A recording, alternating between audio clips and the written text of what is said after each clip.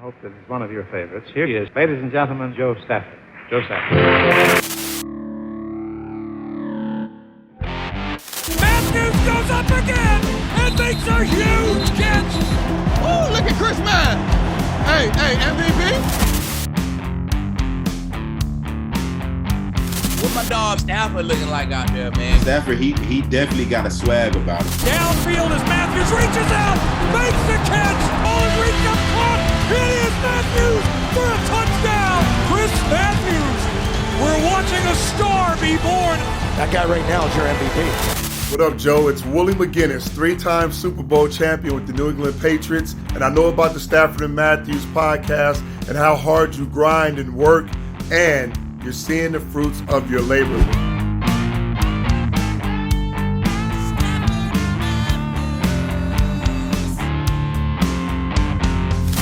Hey, welcome back to Stafford and Matthews, episode 35, I think. Anyway, I don't ever know the episode numbers. I'm so bad with that. It's like the one thing I'm supposed to know before the show starts, and I never know it. But anyway, welcome back. Your host, as always, Joe Stafford and Chris Matthews, former Seahawk and Raven. Also, a.k.a. the birthday boy. Happy birthday, Chris. A favorite coach, Stafford and Matthews. How old did I? Big old 3-2, man. Big old 3-2. It's amazing. I would say the least. Amazing. Also, we need to talk about this too, because I was down with my dad's birthday was yesterday. We're recording on what? Pops. Yeah, Wednesday, October 6th. You said happy birthday. I knew that. I appreciated that. He appreciated it too. But you didn't tell me this, and I found it at dinner. So I was talking to my mom, my dad. We were at this place in Braintree. Mm-hmm.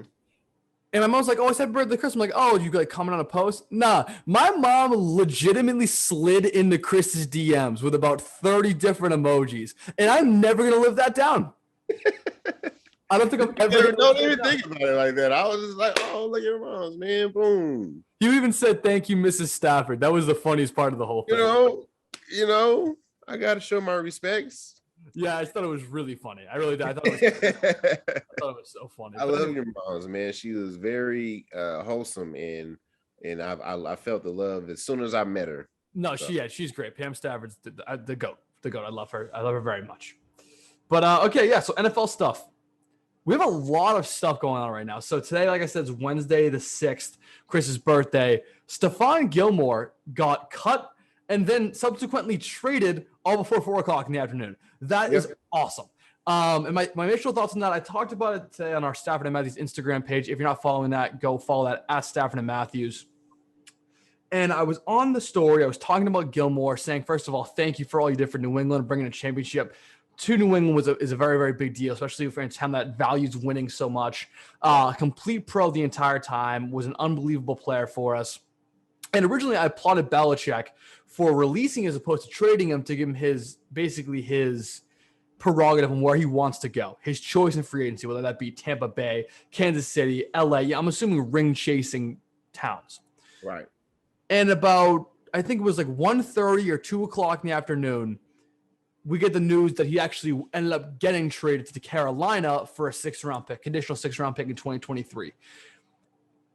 And I think it would be intellectually disingenuous to not go against Belichick now because of how I applauded him before. So I will go. My official position on it is that was a disingenuous thing to do by Belichick by initially announcing his release and giving him the impression of freedom, but then trading him afterwards. As a Patriots fan, selfishly, I appreciate the extra 6th-round draft pick he got for us. As an analyst that already went out and praised Belichick for what he was doing in the first place, I have to now say, Bill, you're kind of an asshole for doing that. Like that's I have to say that now. No, I have to say that now. Absolutely.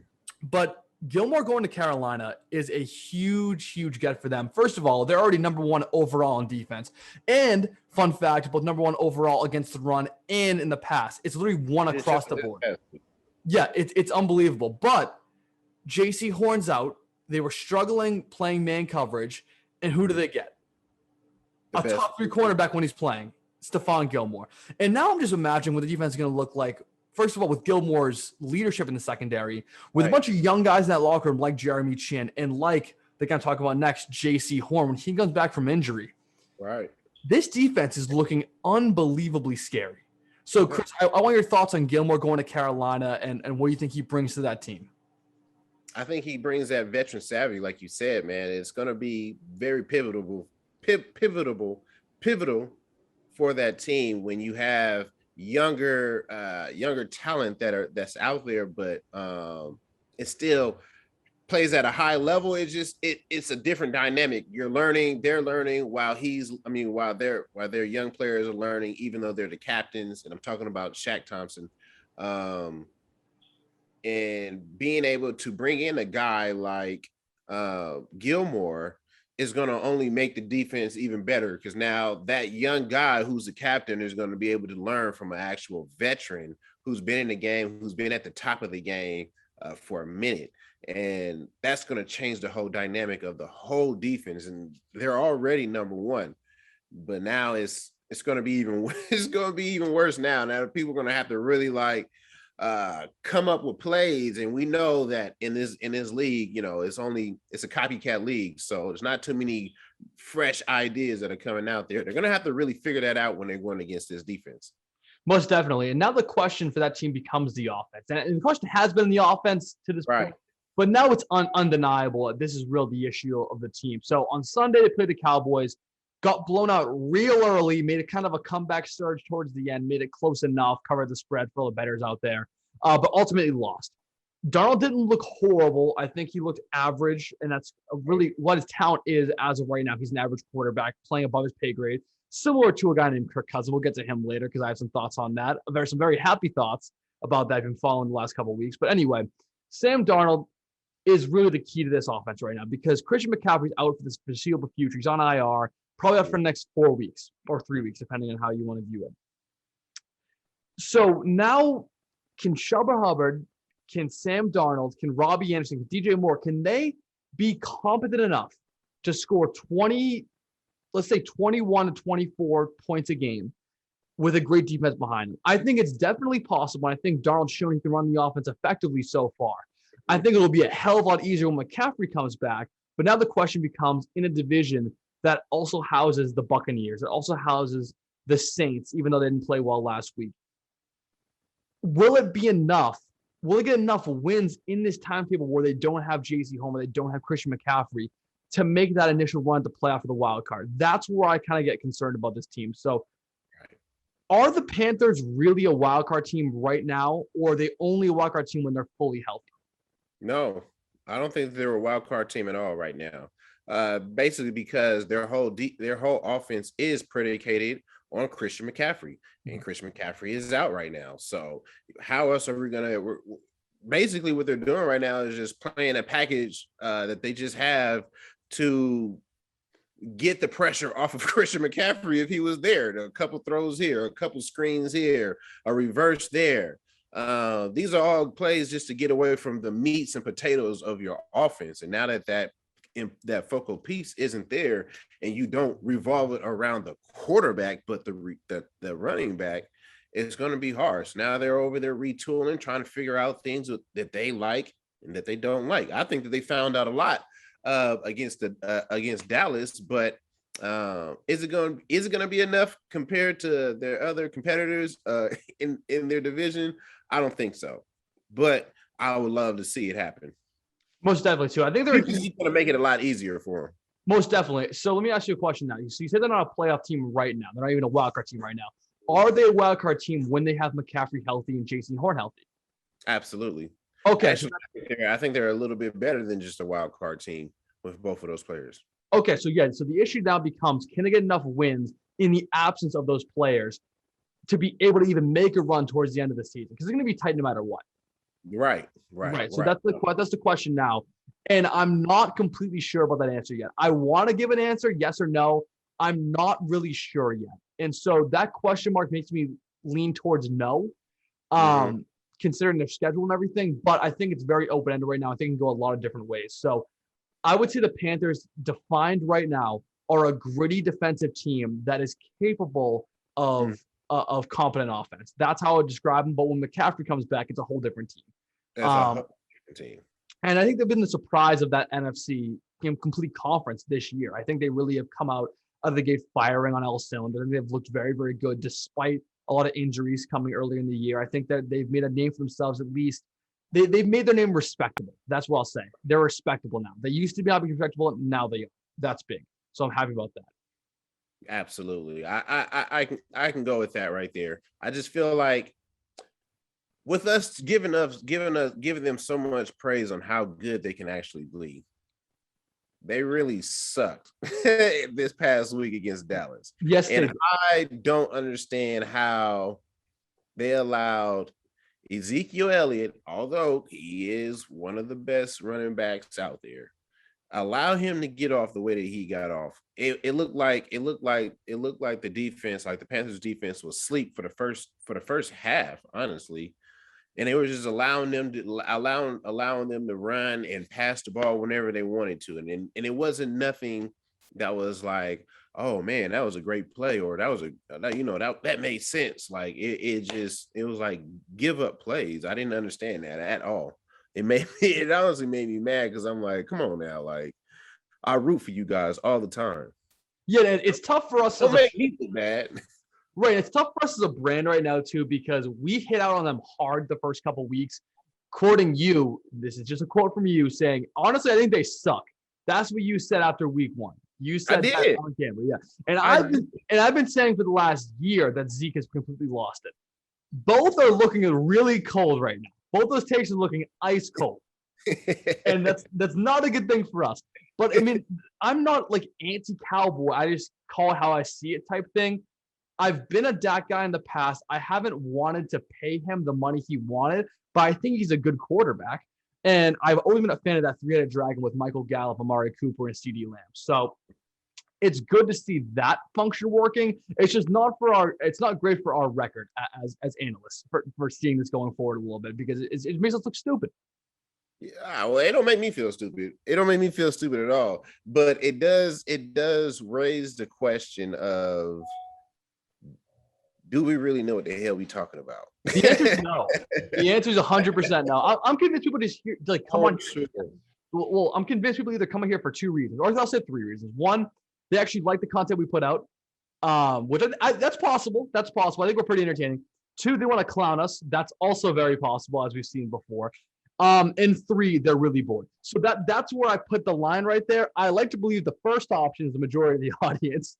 Yeah, it could be the other way. We're not really sure. The analytics don't. And it's really 4, because you got to also bring in the fact that they might just want to see my good looks. That's true. That's true. I give off good looks every time. It doesn't matter if I'm scruffy or I'm clean cut.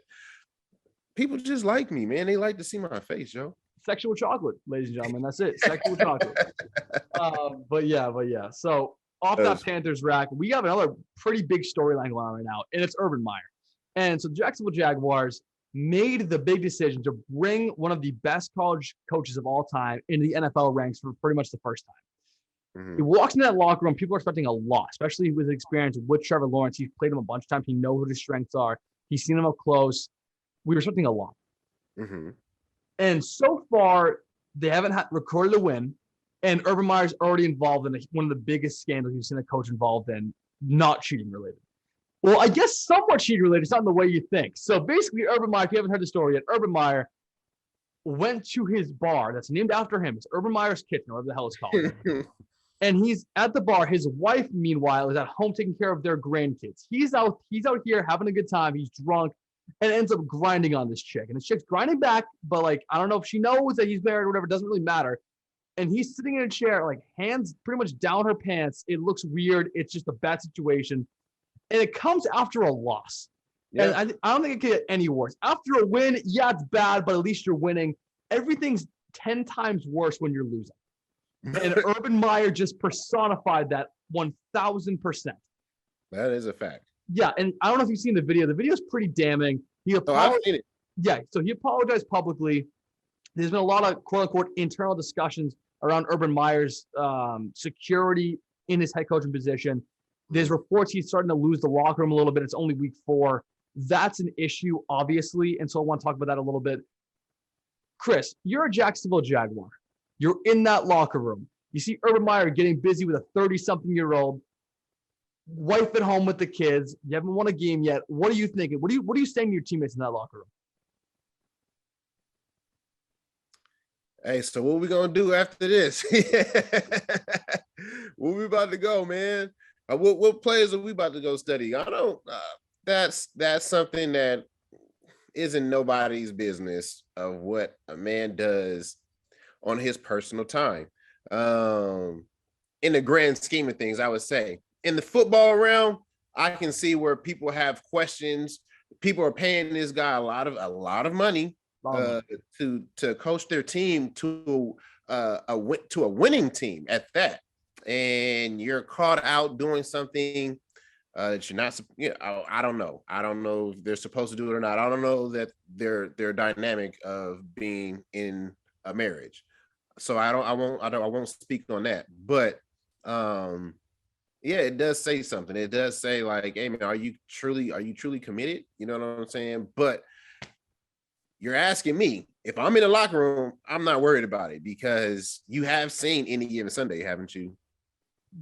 So with that being said, it's a lot of that movie was depicted off of what happens in the NFL and the industry. You know, these guys, they do what they want to do. So I just feel bad that, you know, you're not conscious enough to understand that people's eyes are going to be on you in your own restaurant.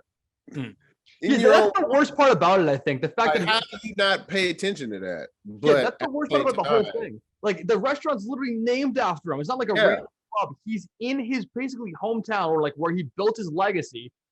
He's at his own restaurant or restaurant named after him. You don't think people are gonna like catch on to that? Like it seems dumb to me. And I wonder, is he just trying to get fired at this point? What are the odds Urban Meyer gets fired before the end of the year? Right now, they're looking pretty damn high. Like he's like, I'm trying to go back to Ohio State, huh? Well, what I'm saying is, I think it's far easier to be a college head coach than an NFL head coach. Absolutely, I think it's far easier. Recruiting classes is easier. I actually had a conversation with my friend Noah about this last night. We talked about it a little bit about Urban Meyer specifically. We talked about the difference between a college coach and an NFL head coach, and he said college head coach is harder because you don't have the same players for 10 years. You have them every 4 years. And I said, okay, point granted. But if you're an institution like Ohio State, Alabama, LSU, that automatically attracts the best talent in the country, it won't matter. When you're the coach of the Cleveland Browns 2-3 years ago, you're the coach of Jacksonville Jaguars now, when you're the coach of the Jets anytime after 1969, you're going to have a hard time attracting talent, period.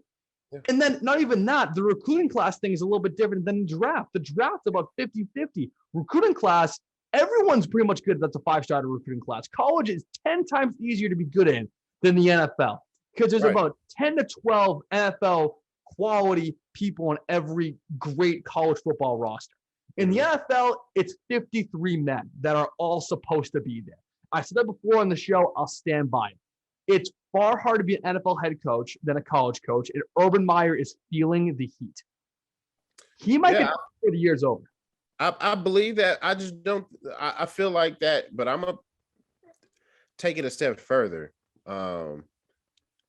It comes down to the common denominator that's been going on, and now it might even change now that college is taking a different path in how they're treating their collegiate players. But money is a huge dynamic, and when you're in the NFL, a lot of these head coaches aren't getting the amount of money that their players that they have, and they're trying to coach and get them to understand their ways. You know what I'm saying? When you get to it, when you're in college, I don't care who you are, I don't care how great you are, you're not going to get to the next level without me as a head coach. So you have to it's a dynamic that people have to understand and get through when they're in college and when they're in the league. And it's harder when you're in the league. And we was just talking about this week one about he was already having problems about being so hard on their players on the Jacksonville Jaguars and treating it like it was a college when it's not. And you know that these guys are going to rebel and they're going to look back like, bro, like I make more money than you. Like it might be something shallow to the regular guy, but that means a lot. I remember, you know, And this is one of the reasons why I still to this day have a problem with Steve Smith. But Steve Smith, right? I'm gonna tell you this story. We were in the locker room. I mean, we were in the meeting room. We were watching film, and the guy ran the route the wrong way. And just because it was his guy, he was trying to back him down, and everybody in the room was like, okay, like you're just trying to hype this up, right? And so, of course, I speak up and I was like, I feel like if you know what I'm saying, like if he had went this angle, it would have been a touchdown for anybody in this room, to be honest with you. And Steve Smith literally was like, this is not your pay grade. This is above your pay grade. And I'm like, what? Hindsight thinking about it though, there is a level to it. Like you can't say, oh, if you're Jimmy Garoppolo, you can't be like, hey, Tom, you should be doing this. You know what I'm saying? Like it's a different level to it. So it even happens with coaches. And that's why it's hard to coach in the NFL when you don't have the right balance and understand that you're dealing with grown men who have money, who have an ego, who has, you know, all these different things that's going on with them. You beef with Steve Smith? I'm not going to say it's a beef, but we've had words. Okay, rough and rowdy. Chris Matthews versus Steve Smith. I'm setting it up right now. No gloves, bare fist. Oh my God, the content I could milk out of that. Oh man, I can sell it to Barstool right now for billions of dollars.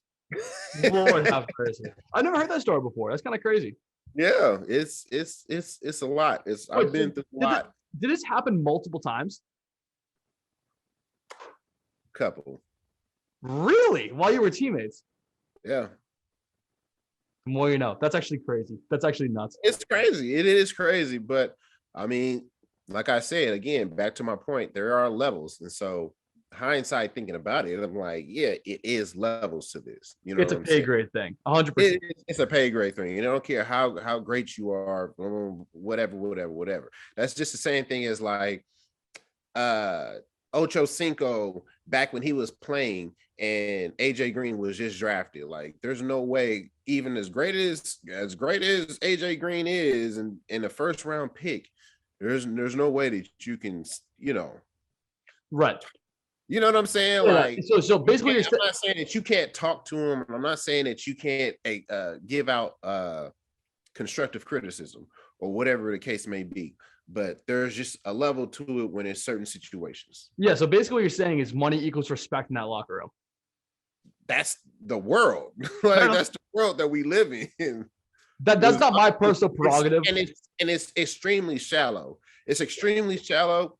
And I, for one, I'm not a person who accepts that type of a dynamic, right? Like I feel like everybody is the same.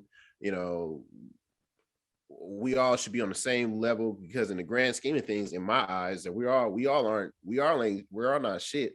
Like the only person who was like everything was Jesus Christ. And he was the only person that walked on this earth perfect. So I don't want to say that anybody is better than anybody else out here, even though that we praise these celebrities and athletes and things like that. 100%. All right. I knew this moment was going to come during the show. But I was trying to kind of backlog it a little bit to kind of push it out of the way. But it's important to talk about this. It is important because I feel like you was going to try to run from it. No, I didn't mean this talk. I'm talking about the Patriots Buccaneers talk. That's what I'm talking about. Yeah, that's the one I'm talking about. Okay, cool. Okay, so Sunday night was a football game played, if you guys didn't know about this, between Tom Brady and Tampa Bay Buccaneers and Mac Jones and the New England Patriots. Mm-hmm. Tom Brady's first game back from Gillette. I gotta talk about this for a little bit because I had a lot of different emotions going into this game. And really? Really, Chris. Don't patronize me right now. I'm going through it right now. And I started watching the pregame around 7 o'clock, about an hour and a half before the game started. Mm-hmm. And you see him come out of the opposing locker room, and you start getting shivers down your spine. He runs out, does his whole thing, and I'm like, wow, this is really happening. He is on the opposite side of this field right now. Yeah. And I start obviously getting sad about it and everything, but then Matt comes out, you know what? This is a Patriots versus whoever game. give respect to who he is and everything. But once those white lines are crossed, that's when he becomes public enemy number one. And that's how I treated him during the game. Once the game started, I wasn't really focused on the whole Brady aspect. I was more focused on getting a W for this team. Were you one of the ones that booed? Huh? Were you one of the ones that booed? My father was. He was at the game. My dad booed. But during the game, I was actively rooting against the guy because you can't. I think it's disingenuous to vote for a guy that's not on your team when your team is playing him. That's just dumb. Right. That's like the whole fantasy football argument. Like, should you start someone that's playing your team? Like, that's like the whole thing. But like times 10 because it's Tom Brady. Yeah. So that's like a whole different discussion. But so the game starts going on, and I want to talk about just a couple things here. First thing, I honestly believe Mac Jones outplayed Tom Brady. If you watch that game, you sit there and watch that game. No, Chris, don't give me the side eye. I'm dead serious. This isn't even like biased, Joe. If you sit there and watch that football game, Mac Jones made better throws than Tom Brady. Mac Jones did more for his team than Tom Brady did. 100 times out of 100, he did a better job at being a quarterback in that game than Tom Brady did. The score doesn't reflect that, and I want to talk about why. 4th and 3. There's about 59 seconds, a minute left, right? A pass was knocked down on 3rd down. You get to the short yard situation for 4th down, and you're not really in field goal range, but you're kind of in field goal range. And Bill decides to kick the field goal. It goes up. It's in the middle of a goddamn monsoon. You doink it out. You miss. Game over, right? I have a big logistical problem with that. How in the world does a seasoned coach like Bill Belichick, who has been basically the guide for Tom Brady's success for the first 20 years of his career, why do you make that decision? Because even if you make the kick, Brady has a minute left with 2 timeouts just to get a field goal. That's going to happen. Like, he's going to do that. There's no way in hell you're stopping that guy with 2 timeouts and a minute left on the clock. So even if you make the kick, you probably lose the game. If I'm Bill Belichick, or it's like, fuck that. If I'm Josh McDaniels, I'm slapping Bill in the face. We're going for it, because you either go broke betting on your guys or you lose the game. That's how I look at it. You kick the field goal, you make it. Even if you make it, you're going to lose the game because Brady has 2 timeouts and a minute left. If you go for it on 4th and 3 and you make it, you have a timeout left, you have a minute left, you can get a touchdown or a field goal as time expires. That's all you need to do. Mm-hmm. So I had a fundamental problem with that. Overall, though, I thought the Patriots looked phenomenal. I think the Bucs looked a little rattled. I think specifically, and this is the first time I've said this out loud, I think Tom Brady looked a little rattled. And I've never seen Tom Brady rattled before. I haven't seen him rattled in a Super Bowl, a playoff game, anything like that. I think some of the high throws you saw, some of the missed throws you saw, the look in his eyes some of the time, you could see he was uncomfortable. And I've firsthand witnessed, not just my father, a few other people that were at the game, that have been Patriots season ticket holders for years, for longer than I've been born. That's the loudest stadium's ever been. Yeah. There's been a lot of great games played in that stadium over the years. That's the loudest it's ever been. I think Brady got rattled a little bit. And I think it's the first time, and maybe the only time ever, you'll see Tom Brady rattled. So I just want to make sure on record that you are legitimately going against, quote unquote, the GOAT ever, the best quarterback ever to play this game. You're going against him right now. That's what I'm saying on Sunday night, starting at 8:20, ending at 11 o'clock, Mac Jones was a better quarterback in that game. I'm not saying Mac Jones is better than Tom Brady, period. I'm saying he outplayed him in that game. It's possible to do that every game. No, and that's false. And that's false as well. But I know what you're talking about. That look in a quarterback's face, that was a look that I actually seen in Sam Darnold's face, where he legitimately looked like he was worried out there. You don't ever get that calm, like I'm just in the breeze type of a feeling from him. But you get that from Tom Brady. And I said this earlier in the week to a couple of my homeboys, and I was like, you know what, man? The older I get, the more I appreciate this boy Tom Brady. Like, the more I appreciate him. I have to look and watch him have an average game and still play better than Mac Jones. Time out. You can't even say that, Chris. I got the numbers for you right. I'll get the numbers for you right here. I'm looking at the numbers, Joe. Joe. Can you read?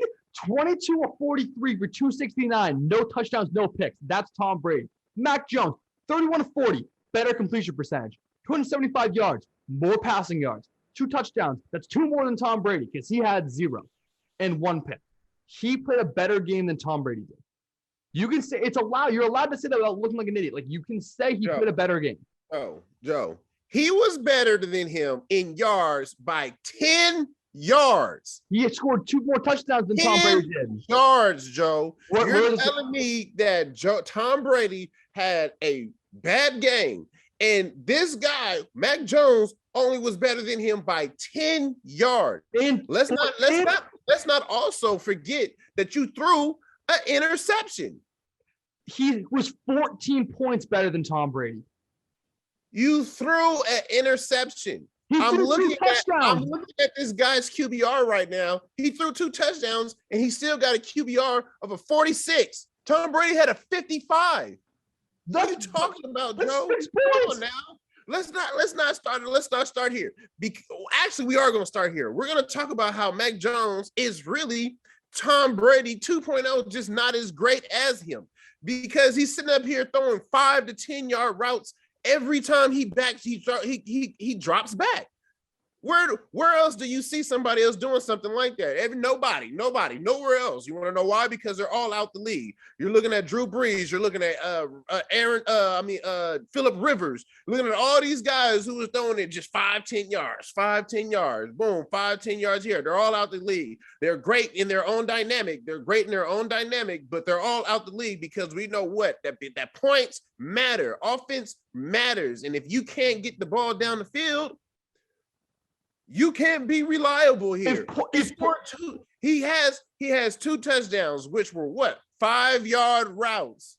You have to literally pry your way. He's literally prying his way down the field. It's not like it's just an easy dink and dunk type of a game where you go out there and let's say like the fucking Green Bay Packers is playing against the damn Jacksonville Jaguars. That'd be 7-on-7 out there. Aaron Rodgers is throwing basically a pass and passes to wide open guys out there. It don't matter who's out there. Chris, the defense is not going to matter. You just said points matter.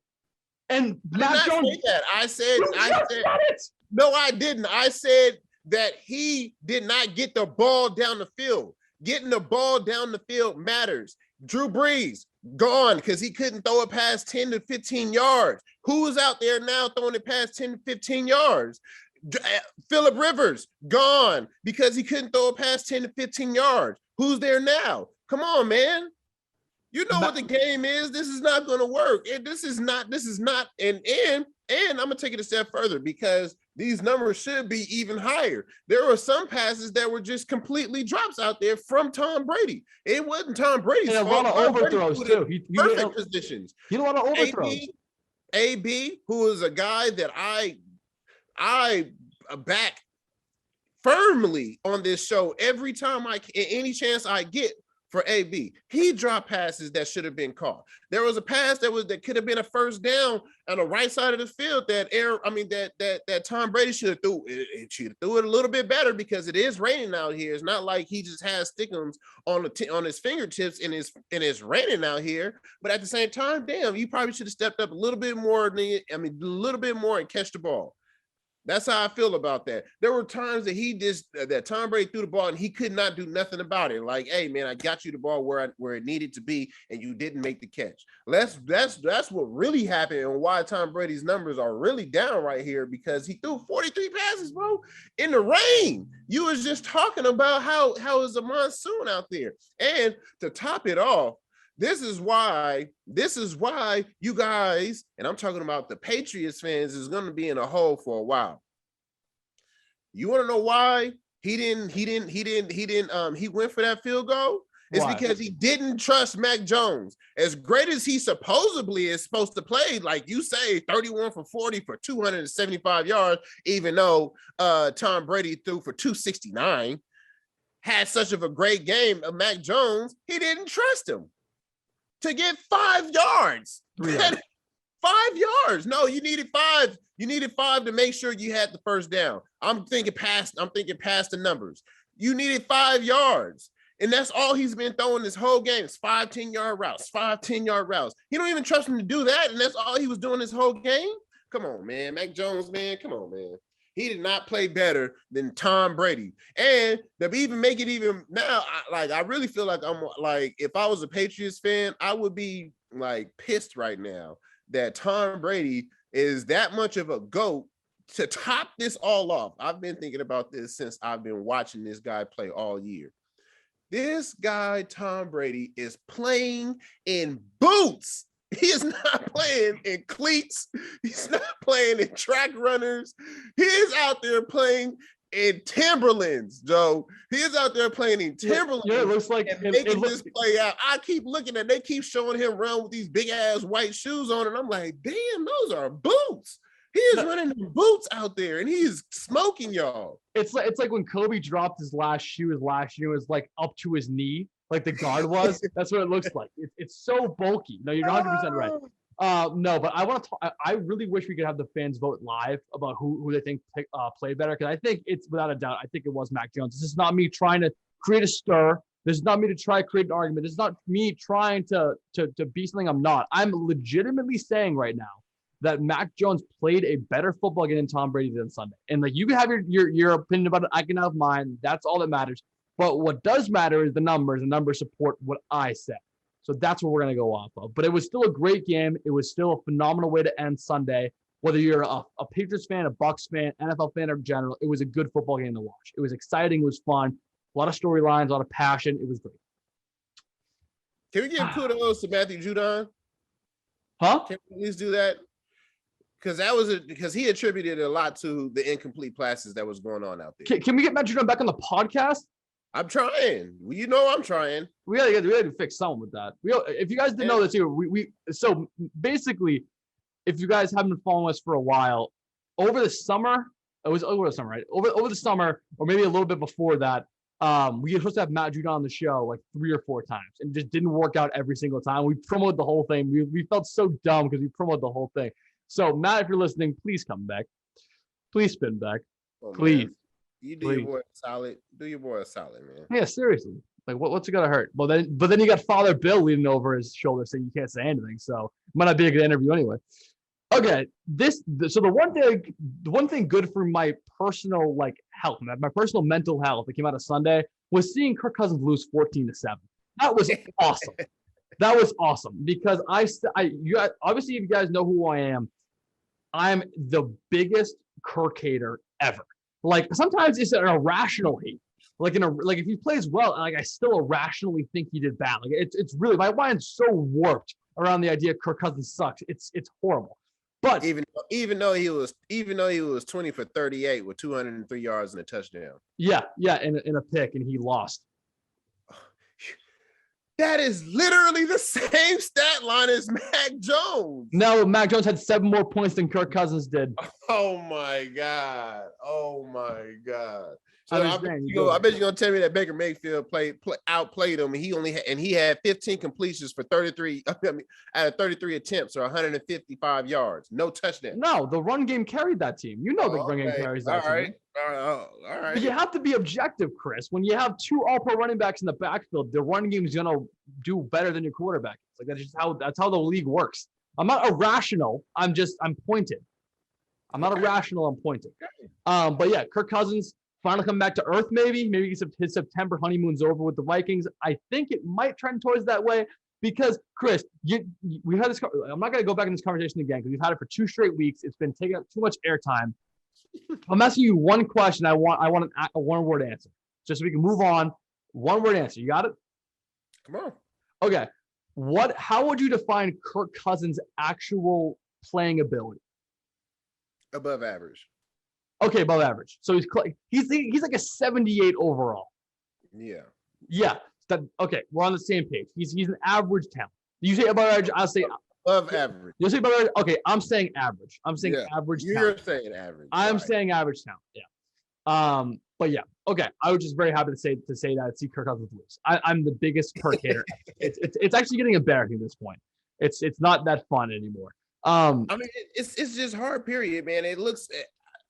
the run games for the NFL period is just looking tremendously good. Like a lot of offensive coordinators have spent a lot of time and effort in putting in some good man hours on trying to figure out good run games for these schemes that are going against these top defenses that we keep on saying are top defenses. Yes. Speaking of which, talk about the run game. Do we have to officially start talking about Jets games now in our weekly picks because they beat Titans? Like, do we have to actually start talking about the New York Jets? No, I'm not. I'm gonna keep it a Jet draw. Every time you pop them up, I'm gonna go with the other. I'm cool with that. I'm cool with that. I like that idea. I just want to make sure we're on the same page with that. Also, no, because when we were watching the game and we were up to the Jets game, my roommate Trevor talked about it before. He's a Jets fan, and the Jets were up 10 in the second half. Like, they were up significantly. They blew the lead. They really should have lost in regulation. They go to OT. They don't kick a field goal. Titans really the Jets got bailed out. Like that was a gift W. They really blew that game, and the Titans should have won. So this isn't really like an actual win for me. It's more just like you snuck out alive type thing. Like you did just enough, and you got lucky enough to escape with a W. That's not an actual win. So thank God I'm not talking about the Jets anymore. Like I don't want to have to talk about the Jets until they're an actual team, because they're not a team yet. Like they're still on the sideline. They're not considered even a mid-tier team. They're still on the bottom of the trash barrel. I'm not worried about it. They won 2 games last year, and they messed up getting Trevor Lawrence. So yeah, that is true. They're the only team. Makes sense that they would get a win at some point in time. They're the only team in recorded history to mess up a tanking season. Yeah. It really is unbelievable. Only the New York Jets. Only the New York Jets. Oh my God, that is so funny. All right, fantasy update. How we do this week? Man, I am completely pissed off with my fantasy. Man. Have you won a game yet? I have not won a game yet, and it's making me mad because I'm sitting up here and I'm putting guys in. I'm like, okay, say for instance, Cole Beasley. I'm like, okay, he balled out last week, and we're going up against a subpar. He's going up against a subpar defense. You know, he's gonna get some points. You know what I'm saying? Like this is my thinking. And he turns around and he gets me 3 points. And I'm like, bro, I got you in here to make a play. I mean, to make a big splash on my team, and then turn around. This is because I'm drunk out of my mind, Joe. Nice. No good. Night before, my girl threw me a surprise birthday party, and we had drinks, and so I got to miss the pregame injury reports, and my kicker goes down before the game even starts. I couldn't even have a chance to swap him out with somebody else. So it's just looking all the way bad for me. But Justin Herbert, the guy that I've been mad about, is starting to come around. And I know you watched that game, man, and he looks special. Oh, another good thing about the weekend. My fraud alert, or one of the fraud alerts I had a couple weeks ago, actually hit. The Raiders are frauds. Raiders are frauds. The Raiders are frauds. Oh, Raiders. I thought you were saying the Cardinals. No. Raiders are frauds. I didn't hit on the Cardinals tape. Yeah. No, you didn't hit it up. Yet, week 8 is like where like you can start talking about if it's hitting or not. So we have a couple weeks away. But I hit on the Raiders. I 100% hit on the Raiders. The Chargers. Yeah, I think the Cardinals was just a bit too early. Like week 8 might have been different. Yeah, but the Raiders are frauds. You saw it on Sunday. They basically had a home game. 85% of the tickets were Raiders fans, and the Chargers still blew them out. They not blew them out. It was an okay game. But yeah, that's not true though. I don't want to say that they're frauds. I was just saying they just played against a really good team. Justin Herbert really looks like that dude. Really pick up speed. So like what we're seeing now really isn't nothing compared to what's going to happen in week 8, 9, 10. But I will say Herbert looked efficient. He looked like a surgeon out there. It was crazy. It was ridiculous. Yeah, it was nuts. Fantasy update for me. I won again. I'm currently 3-1 in my league. Mike Vick's dog is chugging along. Man, man, how much are you beating these guys by? Okay, so I had an exceptionally good Sunday, so keep that in mind, right? Mm-hmm. Josh Allen 20 points, Derrick Henry 25 points, Justin Jefferson 20 points, Terry McLaurin 30 points, Keenan Allen 10 points, Jonnu Smith 10 points. Like all my skill players are killing the game right now. Right. They're killing the game, and that's why I'm 3-1. Also, have I told you what the punishment is for this league? Mm-mm. Please don't cancel me when I say this. So basically, the bottom two losers of the league have to go to a WNBA game with no phone on them. Oh, that's the punch. They have to do a WNBA game, and the closest one we have is it just depends on. I think it just depends on which game they got to go to. Well, so the closest one we have is in Connecticut, and we're in New Hampshire right now. So they just drive like 2.5, 3 hours to go to the WNBA game with no phone on them. Stay for the whole game. They need timestamp. We're gonna give them like a disposable camera. They have to like timestamp like all the times that they're in the stadium, make sure they stay the whole time, and then drive back. And they have to be sober too. They can't drink. And that's the whole punishment. And the actual loser, like the real loser, the bottom one, has to shower for a week in our freshman dorm. Like that's all guys. Oh man, so that's pretty bad. I want to say that we support women's basketball on this podcast. There are great games out there. I don't know what Joe's talking about. We support women's basketball. It's great games. Oh no, I'm not saying they're not athletes. I'm just saying it's not the most entertaining product out there, and that's why we made it a punishment. Yeah, Joe, you can't say that. Why not? Say that. I can say that. I'm not disrespecting them as athletes. They're very, very good athletes. They'll kick my ass in basketball 10 times out of 10. I'm not saying they're not good athletes. They're phenomenal athletes. No, you're not saying that, but they're trying to get their money. So saying that is proving that they shouldn't get their money. So I mean, they get there. We support women's basketball. Okay, but say this right. On the flip, right?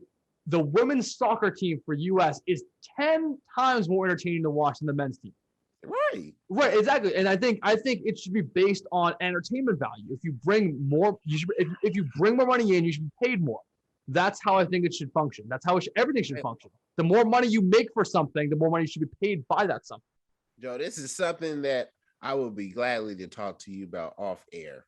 I don't think that this is something we should continue talking whatever. Okay. Let's keep it on the Jets. Well, let's talk about the Jets, how bad the Jets are, and they just barely won a game.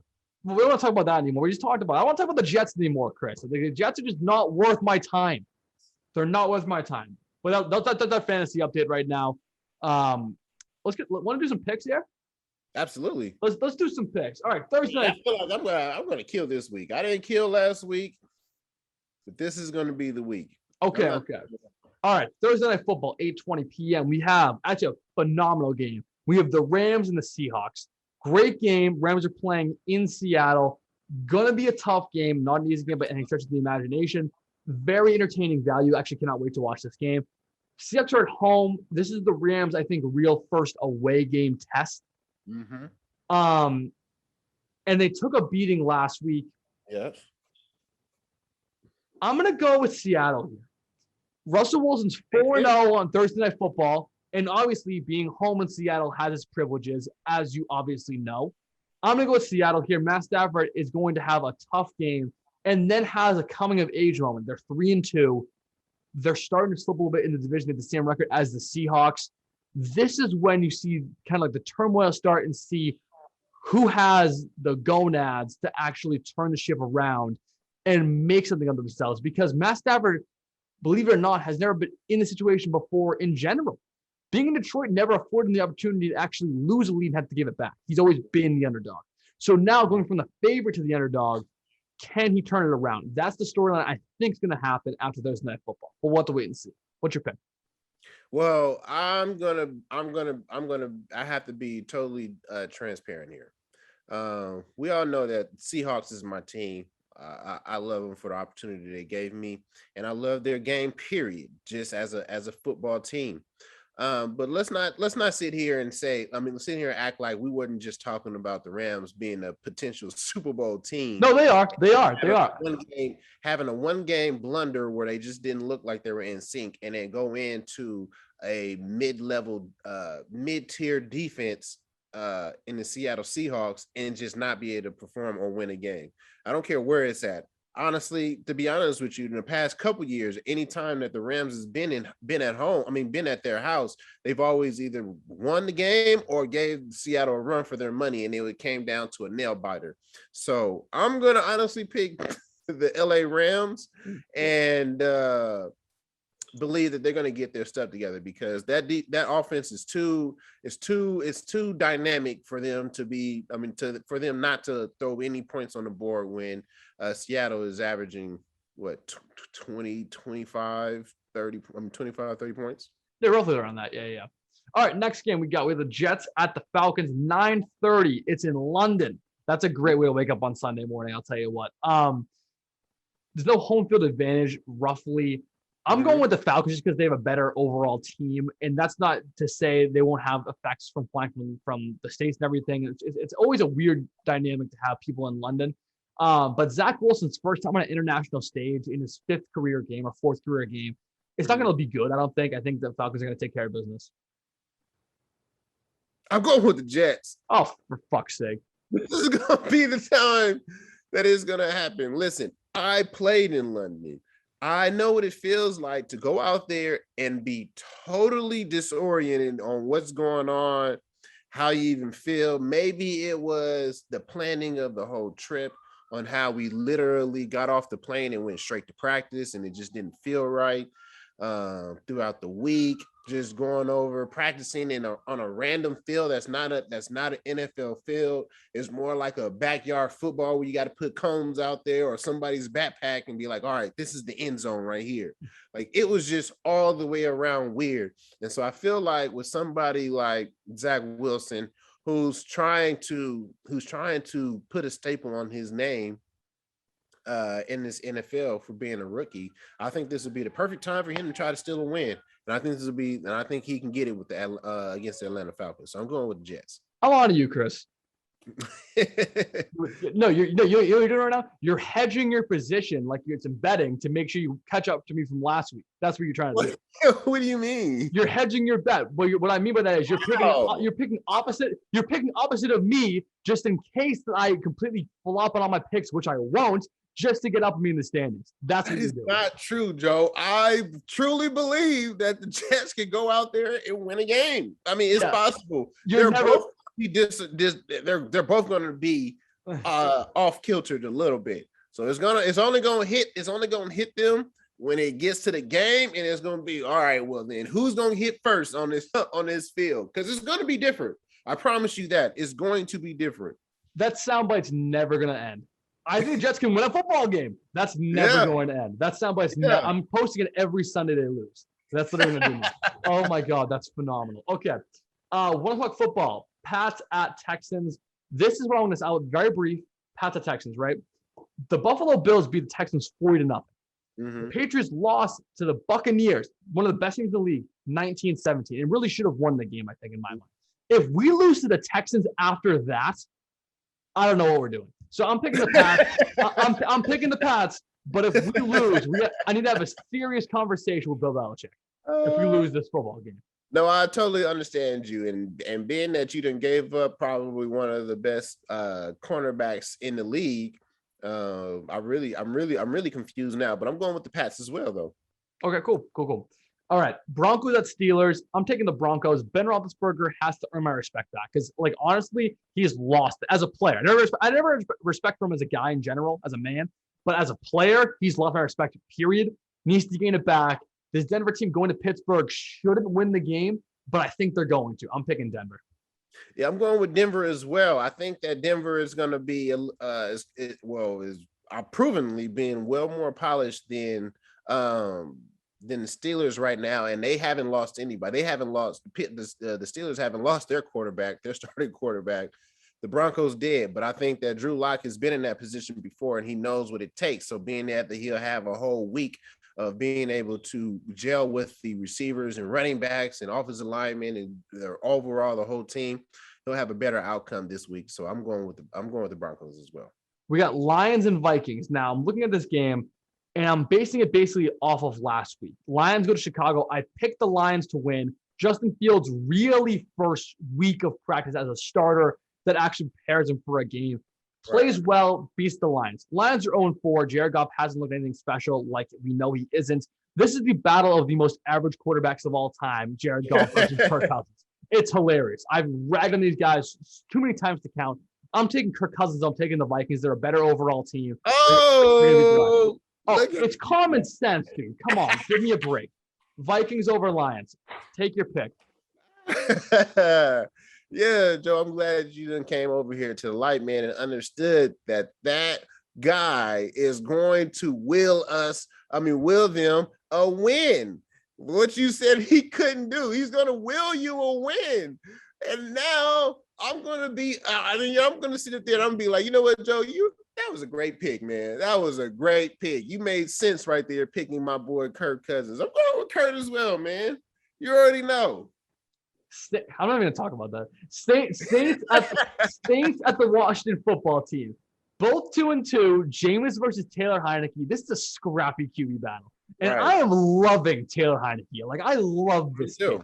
Cross-shoulder pass to win the football game last week. The energy is infectious with this kid. He might be the new Fitzpatrick. I stole that from part of my take. He might be the new Fitzpatrick. It's crazy. It's wild. I'm going with the Washington football team. I think Jameis struggles a second week in a row. Losing to the Giants obviously doesn't help the case.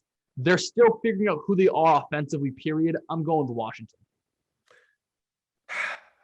Joe is just going to try to keep that little lead that you have right now. I'm going to Washington as well, man. I think this is going to be one of those games where, the Saints are going to be throwing up a bunch of prayer passes while Chase Young is barreling down on their offense.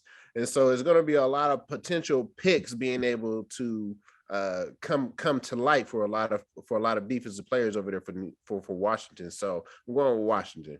We got the Dolphins at the Buccaneers. God help me if Jacoby Brissett beats Tom Brady. Like, God help me.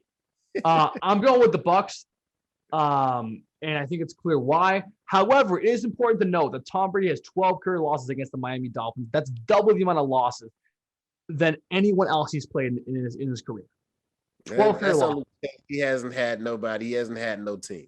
I'm going with Tom Brady in the Tampa Bay Buccaneers. I like that. I like that little pun there. I like that. You guys would just be a Tampa Bay man then. I guess. Man, you know what, Joe? Go throw away that Patriots jersey. Go throw that stuff away. Let's go get you some more Tampa Bay jerseys out there. All right. We had the Packers and the Bengals, both 3-1. It's really weird to see the Bengals at 3-1. Yeah. It's odd, but Joe Burrow's playing well. Green Bay travels to Cincinnati, makes it more interesting, but not really. I'm going with Rodgers. The defense of the Bengals isn't quite there yet, but it's getting there, and Jesse Bates will make Aaron Rodgers think a lot more than he should be thinking about in this game. But I'm going to go with the Packers still. I'm thinking about the Cincinnati Bengals defensive line and how aggressive they are, which they are top 10 or top 15, I think, defense in the league right now. So it is a defense that can get after the quarterback. Are they going to be able to apply some pressure early? And depending on what kind of pressure it is, I don't know. I mean, I think that they can do good, but I'm gonna go with the Green Bay Packers as well. But I am going to be paying attention to the defensive line. For sure. Eagles Panthers, and this is a much better game than I think people realize. The Eagles last week, while they were down significantly at points, actually made a nice surcharge at the Chiefs right there. I think Jalen Hurts had a nice comeback game, not enough to win, obviously, but also it's the Chiefs, so let's talk about that a little bit more. I think Jalen Hurts is starting to get a little bit of mojo going. And I think playing the Chiefs and having the performance he did definitely helped. Going away to Carolina makes it harder for me to give this to Jalen Hurts and the Eagles. But you know what? Every once in a while, you have to give the kids some faith. I'm going with Jalen Hurts in the Philadelphia Eagles. Yeah, I'm definitely going with the Carolina Panthers. I'm not going to be the fool. Hedging your bet over here. The Panthers, just this past week, I honestly believe that their defense didn't show up when they needed to show up. They waited to the last minute to try to put any kind of pressure on Dallas. And Dallas has a lot of star power out there, so it was just a lot to take hold of. So now that they're playing against these guys, I think I'm going with Carolina. Okay, we got the Titans at the Jaguars. It's Titans. Like, well, with everything going on right now with the Jacksonville Jaguars, from the coach, the rookie not playing well, I'm going with Derrick Henry. Like, he's just going to bulldoze the entire team. I'm going with Absolutely. I'm going with Tennessee as well. I don't think that they're in the right mind space to be trying to win a game. I think they're just going to go out there just to be out there. 100%, 100%. Browns at Chargers, the first 405 game of the week. Great game, first of all. Phenomenal game. I think it's going to be a must-watch. I hope I'm not blocked out on CBS for that. You know what? I'm going to go with Justin Herbert and the Chargers, and I think playing at home against the Raiders last week is a nice little segue. They don't have to travel, full week of normal practice. Browns come in after an away win that they barely won 14-7. Offense didn't look great. The run game was good, but overall offense wasn't clicking as much as they should have been. Chargers defense, obviously a little bit less talented than the Vikings are, but I think they have enough pieces there to get the job done. I'm going with Justin Herbert and the Los Angeles Chargers. See, I want to go with the Chargers, but as you said, like you said, their defense isn't as great as people perceive it to be. And these two running backs back here for the Cleveland Browns, they're really different. They control the whole game for you, and especially if the Browns get the ball first, they're really going to be able to control the game because they're going to run the ball down their throats. I don't think that's going to ever be able to be stopped in no time soon. But it will play a favor into Justin Herbert's hand to be able to throw the ball just a little bit more, trying to catch up or to put more points on the board to keep the Browns from to get in the game. So I'm gonna go with the Chargers as well, but it's not full confidence though, I would say. I think it's hard to have full confidence in the Browns at any point in time, regardless of what's going on. But that just becomes the territory. It's the franchise. You'll never shake that with at least this generation. You'll never shake it. All right, 405. We got the Bears at the Raiders. I'm going with the Raiders. Justin Fields is going into a black hole he's not prepared to deal with. And the Raiders are kind of pissed off they lost to the Chargers. I'm not saying that this is the Raiders. I'm not conceding my position that it's a fraud alert with the Raiders because I think they're frauds, but they're better than the Bears are. So I'm going to go with the Raiders here. Yeah, they're absolutely better than the Bears. I think I'm going to go with the Raiders as well, just because they don't have – I don't feel like they're – now they probably have a package for this guy, Justin Fields, who I feel like is being treated very poorly in Chicago. To be honest with you, as a first-round draft pick quarterback, he's been treated very unfairly, but I feel like they're going to be on their way to making certain strides with this guy because he is special and he showed it. But I don't think they're going to have enough to win this week, so I'm going with the Raiders. Okay. We got the Giants at the Cowboys. This is the Cowboys game to lose. If you beat the Carolina Panthers, you should be able to manhandle the New York Giants. I'm going with Dallas. But at the same time, they just got rid of Lawrence Smith. Was that Lawrence Smith, number 6? No, Jalen Smith.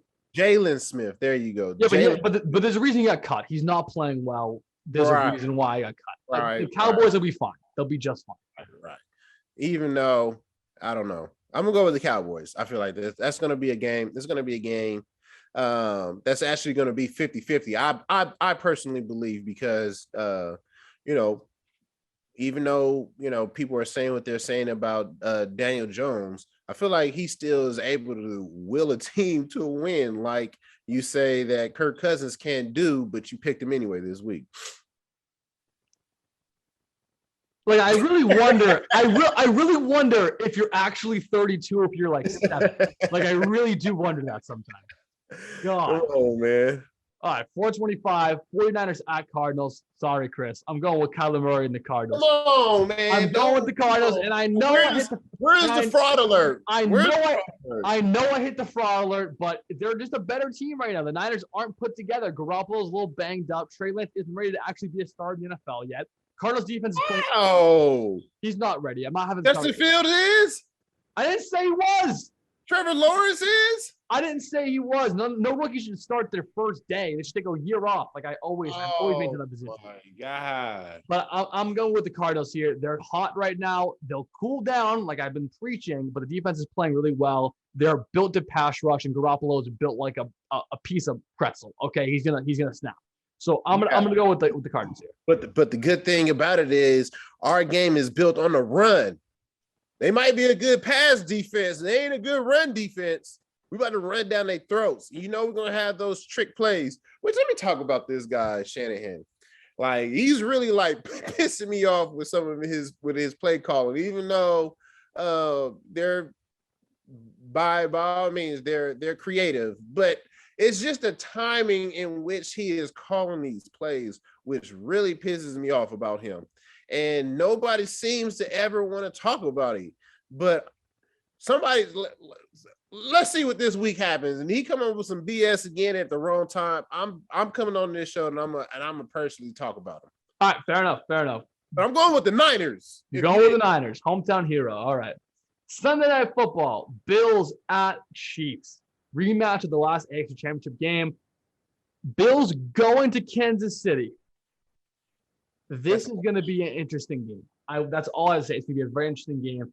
And it's so hard for me to pick, especially considering the Bills just put 40 points. You can put a shutout for 40 points on the board, given it was Houston, but still, it's Kansas City. What Kansas City? You know what? Give me the Chiefs. Give me the Chiefs. I was tempted. Exactly. I was tempted to go with Buffalo. I was tempted, but Josh Allen isn't as poised as I thought he would be this year. He's not as poised. And that's surprising because we've so much high praise has gone into this guy that you would think like by now he would have a little bit more awareness to him. When all actuality, you have a second-year sophomore player that's playing better than you, and you've been in here for 3-4 years now. And I'm talking about Justin Herbert. Like he's showing way more poise than Josh Allen is right now, and it's unbelievable to me. But yeah, I'm going Kansas City. And the final game of the week, Monday Night Football, we have the Indianapolis Colts and the Baltimore Ravens. Funny how that works. The Baltimore Colts were officially a team in the NFL at one point, and now it's two different teams. That's kind of funny. But yeah, Colts come in. Wentz is still banged up. If he plays, he'll probably get hurt during the game. Then you have Jacob Eason or Sam Ehlinger in there, slinging Sam Ehlinger, versus Lamar Jackson, who basically had ice in his veins his entire season. Is this really a question for me? I don't think so. I'm going to go with the Baltimore Ravens. I'm going to go with Lamar Jackson. I'm riding with him in the regular season. I'm going with Lamar Jackson. Yeah, I'm going with that purple and black because we know what's going to happen. You're going with that helmet in the background. At the least, let's just say everything goes downhill for the offense. At the least, I guarantee you, defense is going to score a touchdown. Hey, fair enough. I bet you're going to score a touchdown. All right, let's do our final thoughts right now. I have a couple things I want to touch on. One, we've landed a sponsor, and that's really, really cool. First of all, shout out to Mike Darrell, our amazing business partner in Arizona, the man, the myth, the legend. Finishing our website right now as we speak, getting our merch shop up as soon as humanly possible. Hopefully, by the end of tonight, we'll have everything ready to go. If not, we'll update it on our social media and we'll figure it out together. But he put together this brand deal. Check out the outfit85.com. Some of the best athletic wear you will ever wear or touch. Super comfortable. They're sending a bunch of custom stuff to Chris and myself. Going to look fly as hell with inscriptions of our show. It's going to look great. I cannot wait to see. So first of all, thank you to Mike and thank you to Outfit 85 for supporting us and believing in us. We appreciate it greatly. And final thought, I want to say again, happy birthday to Chris. We love you here. We appreciate you. And thanks for being you. I appreciate it, man. I really do appreciate it. And not for nothing, man. I would just, I just want to say, can y'all be patient with us, guys? Like, this is something that we're all figuring out together, and we're trying to blow out and make millions of dollars off of this stuff. You know what I'm saying? Like, just be patient with us. My mom came up to me the other day, was like, where is the website so I can go on there? And I'm like, Mom, you have to wait until it's built. Like, we have to figure that we're all figuring this stuff out and how fast it can go, or what we can put on there, what we can't put on there. Then my auntie calling me on the phone like, man, I'm ready to order some stuff. And I'm like, I can't help you. I can't help you right now. But hey, It's coming. I can tell you that. And once it happens, man, well, shop away. Shop away. You do your thing. So just be patient with us, man, and take on this ride with us, because once we get to the top, man, it's going to be nothing but gravy. Exactly. But what Chris said. That's all. I'll leave the show with that. What Chris said. Thanks, guys, for listening. We'll talk to you next week. Go Pats, and we'll talk to you next week.